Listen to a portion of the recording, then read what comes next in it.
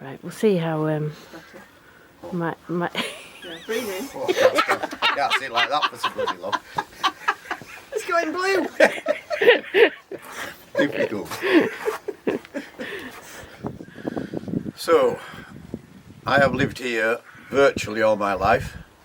We're on the Duke of Devonshire's estate, and I moved here when I was 3 weeks old, give or take, with my parents. They took over from my grandfather, and apart from moving up to a smaller farm that we'll have up the road, this is where we've been. Haven't been very far in my life, I'm afraid. growing up, what breed of sheep did you have here? No, we always had Swaledale sheep. We have some rights up on the fell there. Over the years, like most people, we've kept more Swaledale sheep. But we've always had Swaledale sheep. We used to milk 40 cows, like most folk did, and we gave over with those in '95. The milk cows went. We had a few Limousin cows before that, run quite commercially, and now that's all we have: Limousin cows and Swaledale sheep. Blue-faced Leicesters. Do you want to mention blue-faced Leicesters? Yeah. When did you start? When did you start crossing? Can you remember particularly? I got my first blue-faced Leicesters off Allan Barnes in 1974.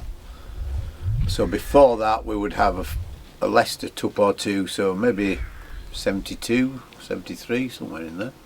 So you started your female side of the blue-faced Leicesters, In 1974 when I was 14. and that was what like your kind of enterprise, the Leicesters? Or? Yeah, they were mine. Enterprise maybe pushing it a bit, but they were mine, yeah. and then and then you've always, like, you live quite close to Skipton, so you've always sold in Skipton. We've always sold in Skipton. Occasionally we'd take an odd bull to Carlisle, and occasionally we'd take a tup or two to Hawes, but basically Skipton's 3 mile away. What's the point of going much further? Yeah. 151 in your catalogue. 5th prize in the Canberra. There you go. Doing the Scallywag Smart Shot. 50, 250, 250 pounds. Up to 52, 60, 100, 62, 60. 260.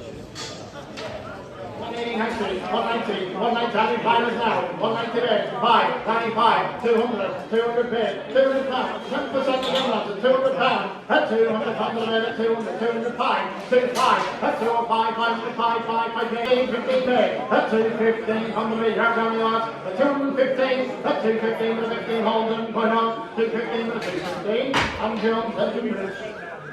Leaving a 6th prize in the 20s. Get on there now. I'll get 200 again.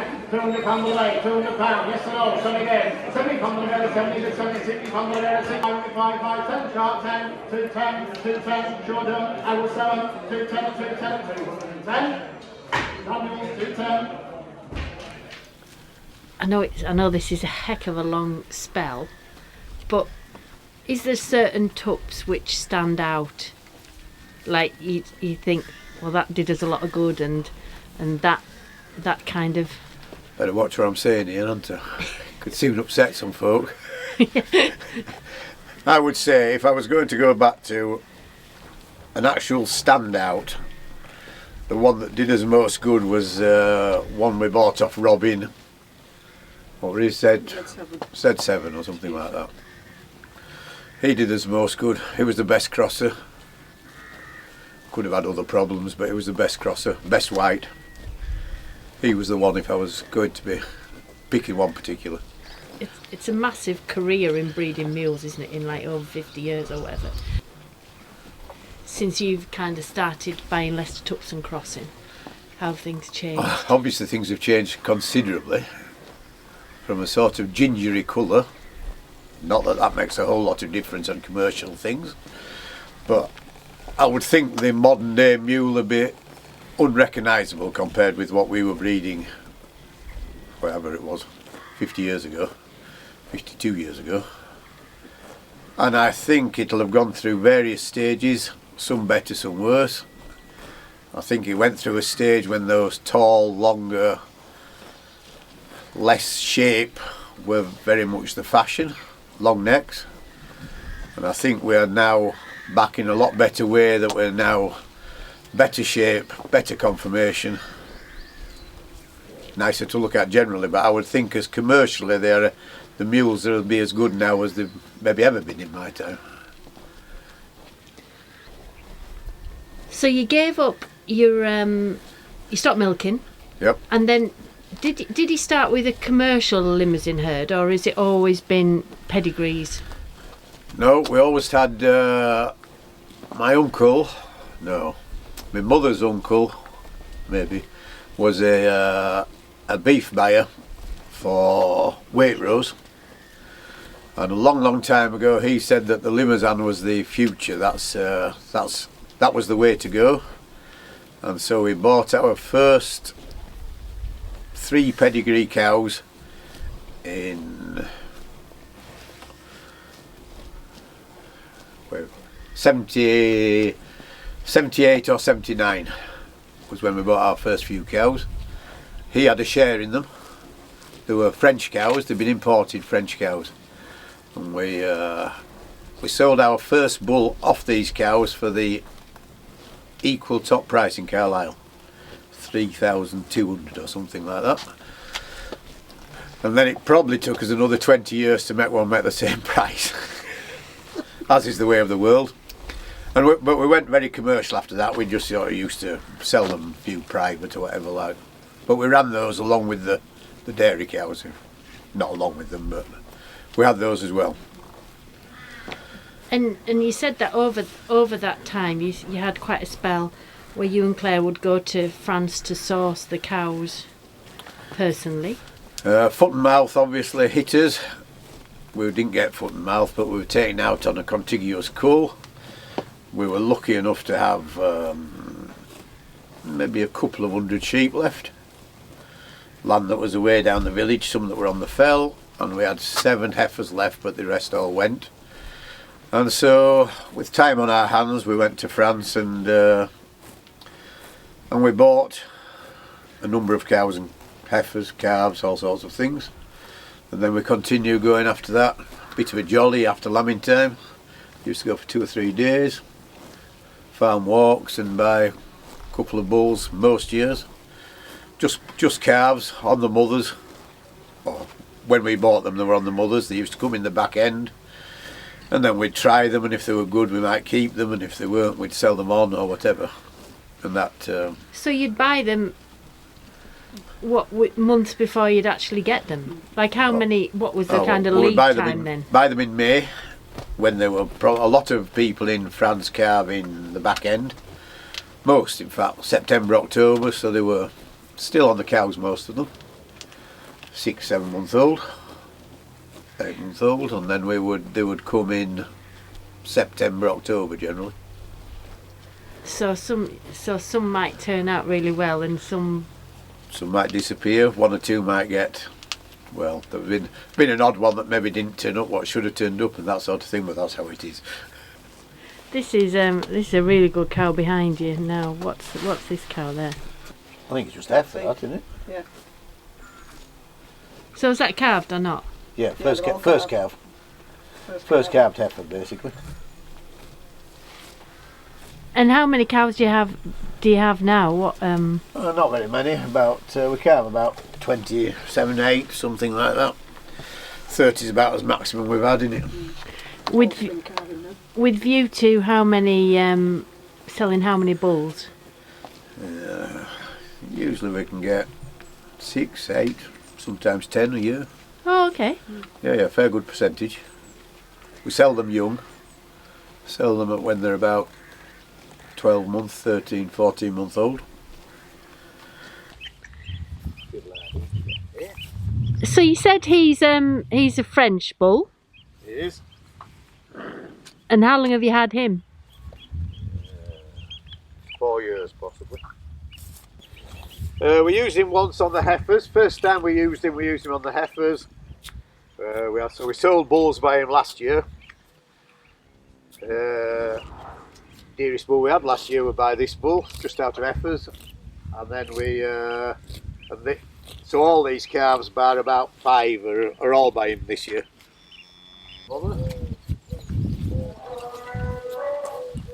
Pretty baby.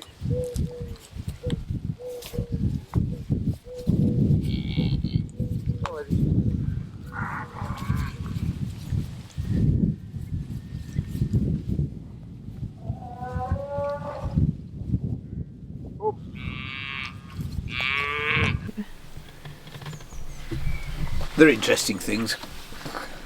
So, what's easiest, breeding mules or breeding pedigree limousines? Similar, I would guess. A lot of it's interest, isn't it?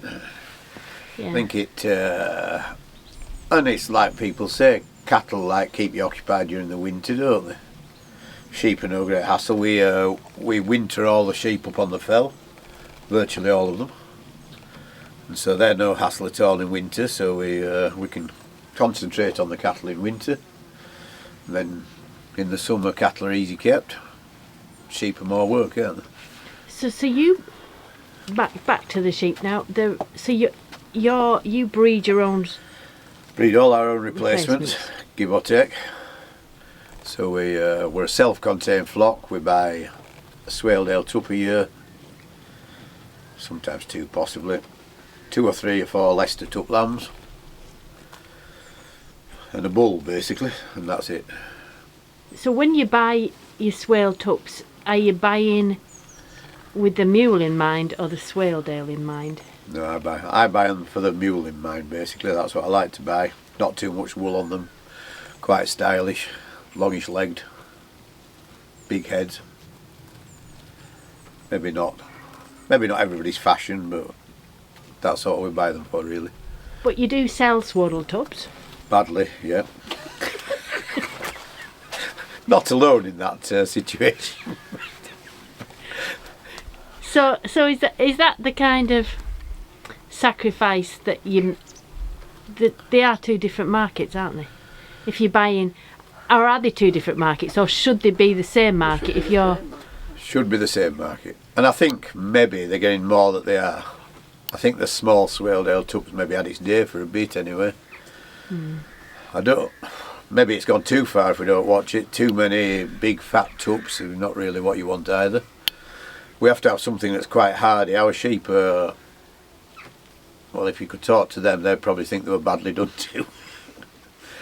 They're wintered on the fell. There's no feeding, and we'll leave them there till the end of February if we can, weather permitting. So there's no feeding all the way through winter, which is quite hard, isn't it? That's all, even those that are in lab to the Leicester tups. What do you put blocks out or No, buckets nothing. or anything like that? Nothing. And then what, you gather them end of February and then... And we feed them quite hard after that. We have to feed them quite hard. But hopefully, usually they come off, depending on the winter, they come off strong but not... Well, what I would say hill sheep are meant to be. They've lost flesh, but they're strong enough to come off basically. So you don't scan them until you... We don't scan at all.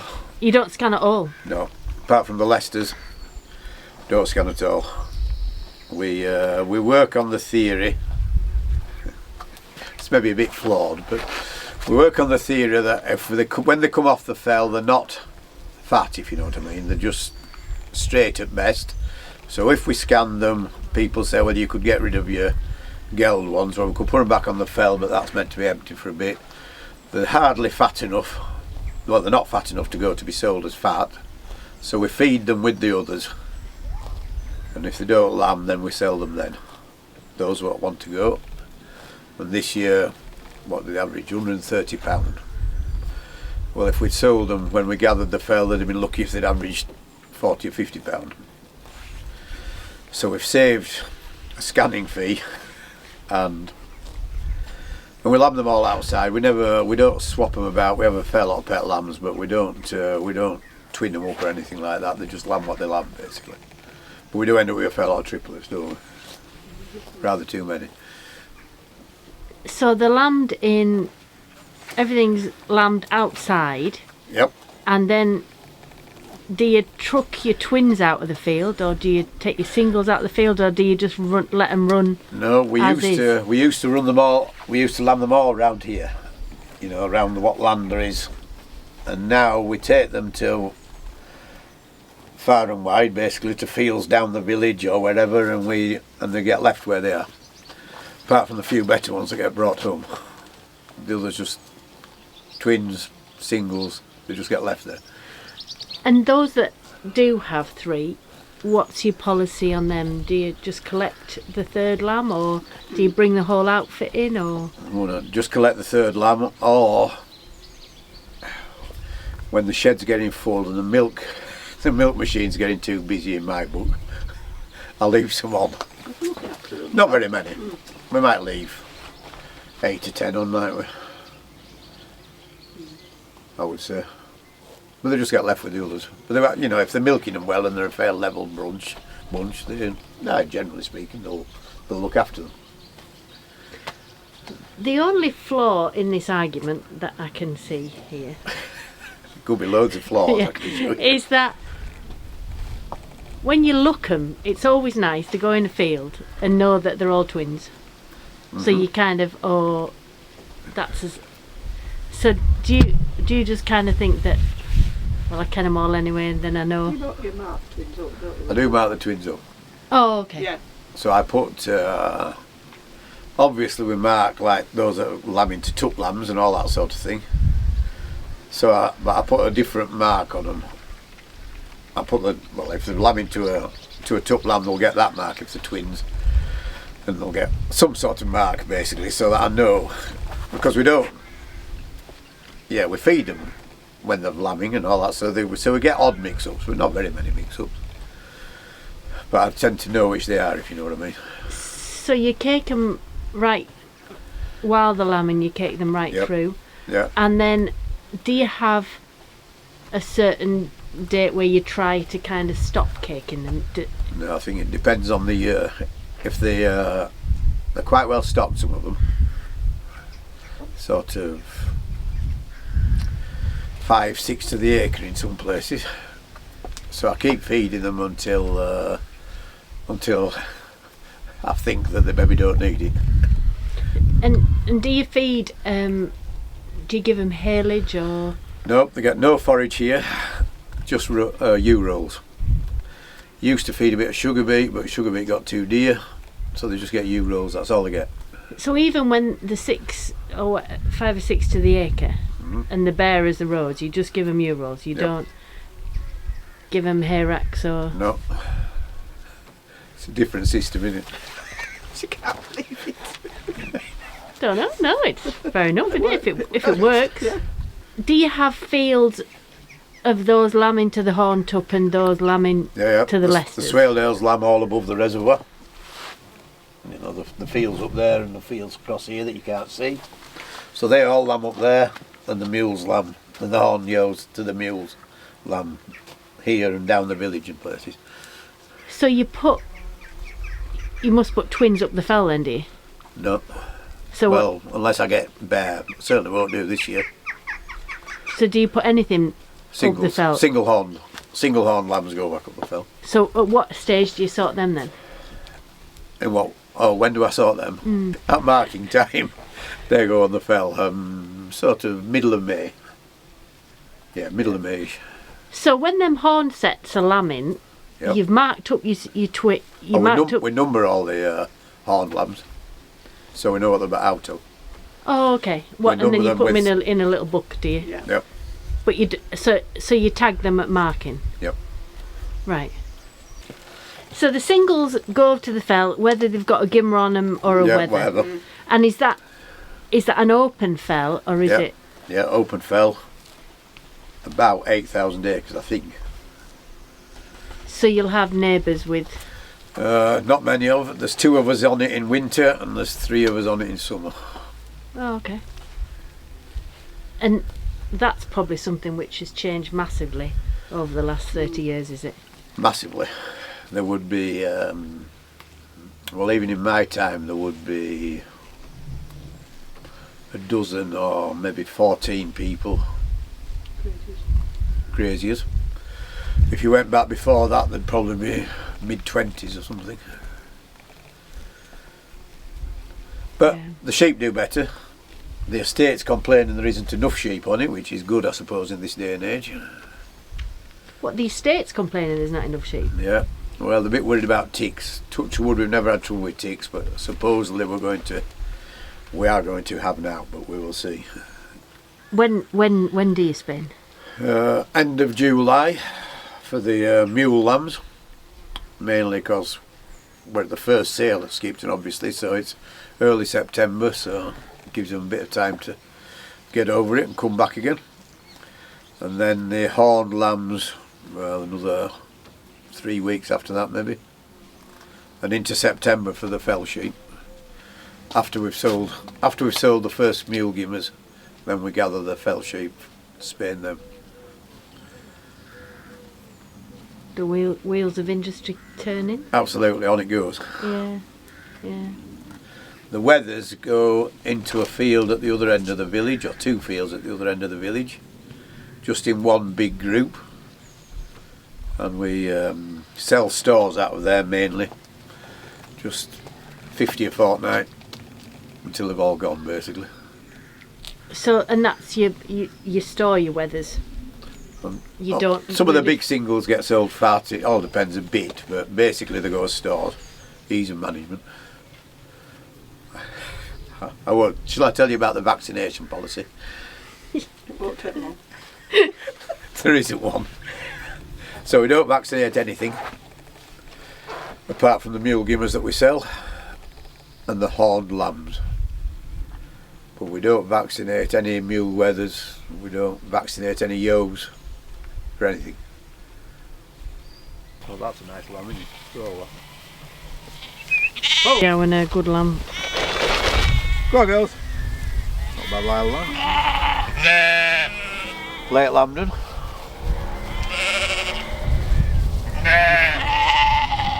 Swaddled top hogs look well as well.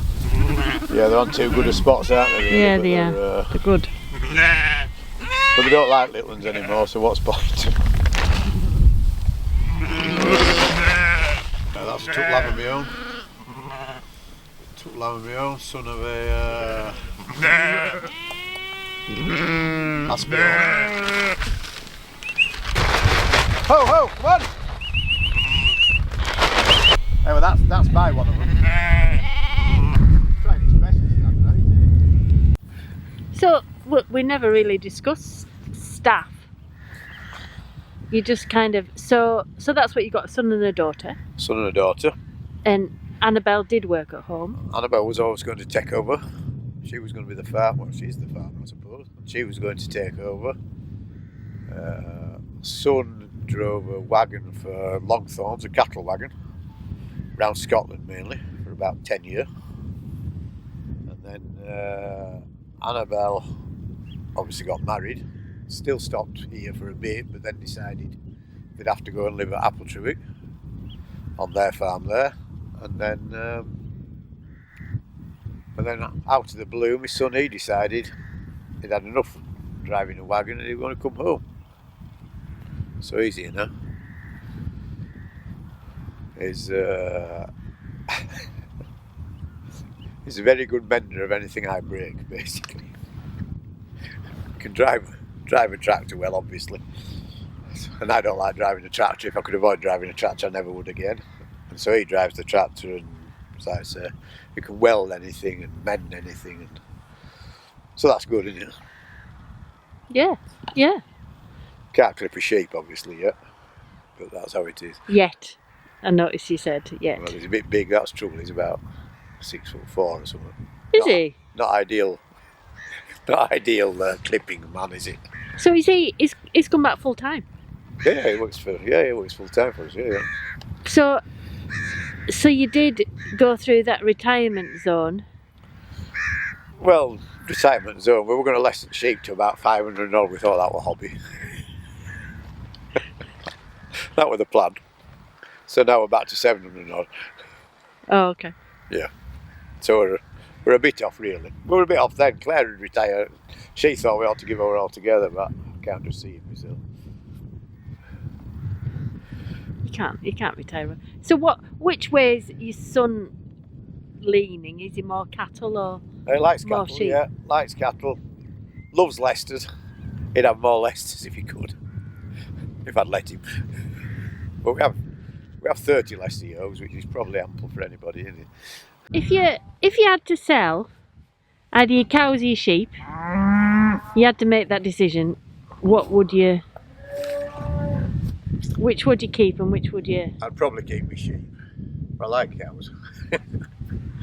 So it's probably a decision I'm never going to have to make, I'm guessing. And if I asked Claire the same question, what would she say?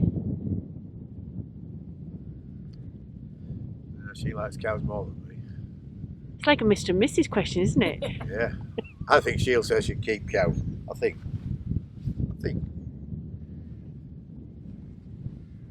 The circumstances has arisen that you have to get rid of either your cows or your sheep. Which would you get rid of?